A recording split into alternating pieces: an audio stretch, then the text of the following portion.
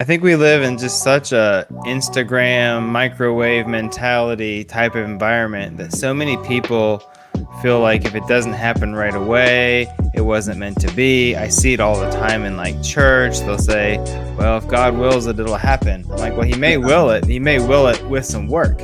And not just that he's going to make it happen for you.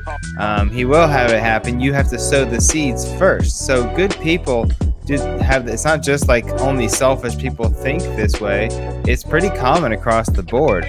Everybody, I think when people get envious, I see it all the time because they look at Facebook and understand that Facebook and Instagram is a highlight reel. It's Sports Center. It's only the good things. Yeah. So we have a few friends who put out the pray for me's and stuff, but for the most part, it's the best that we have to show. And so you have to quit comparing your worst to somebody else's best. Quit worrying about that. Your worst to their best. That's the comparison game. It's not the same. All you see is the end result. You haven't seen the journey. You didn't see the grind. You didn't see their failures. You didn't see the 35 mess ups that they did to get where they're supposed to be. And all you've seen is the end product. So you're like, well, I'm here and my life sucks. And their life looks amazing. Well, Bill Gates' life looked amazing to a lot of people, and now he's getting divorced.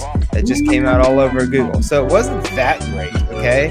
I'm just saying, I'm not downing anybody who had a divorce. I get stuff happens, and everything happens for a different reason. But one thing is for certain, that they don't happen because life with the couple has been going amazing. So, right, I think we can all agree on that. It's not like, you know what, I've loved you, you've loved me, it's been amazing, let's just separate. No, it's because there's been some turmoil for quite a while, typically, or something drastic has happened. So we only see the good parts. And I don't know the story behind their marriage. I don't really care. But a lot of people get envious, I think, because they look at the world, money, everything like a pie, like it's limited. A lot of people don't like to see someone else you see this every day. The government doesn't like it. Nobody likes it when they see somebody successful making money. That's the biggest one, because they think if this guy's making a bunch of money, then that means less that we can make. That's not how it works. Money goes to the point of production. It doesn't go. And people who produce things, that's who makes things.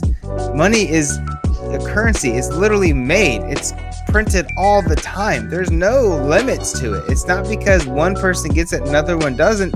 There's literally more millionaires now than there has ever been. So if that was a pie, that would not be possible. That means that Jeff Bezos would have all of it for Amazon, and the rest of us would have none of it. Walmart would have the other half, and we would all just be eating peanuts. And so it's quit looking at just because one person has something, that means that takes away from your opportunity. It doesn't. There's a saying that says in the Bible, it says a rising tide raises all ships, which means that as the tide goes up, as things progress, that should raise you up as well. Not just them and you sink. But you have to be rowing, because if you know anything about surfing, if you're not paddling forward when that tide hits, then you don't go forward. You have to wait for the next wave. And that's okay, because there's always another wave. But you have to be moving forward in order to get some of that momentum. I'm probably getting ahead of myself. But guys, life is not a pie. It is infinite. God did not make lack. There's no lack in him. So that means that no matter what, no matter who has how much, there's always plenty for you. And money is not the key to all success, I promise. Yeah. Now, I'm not saying don't get some, go get yours. But yes, because, money does solve, I think the Bible says money solves all things, or something like that. And so it doesn't mean it makes you happy. It just means it can take away a lot of problems.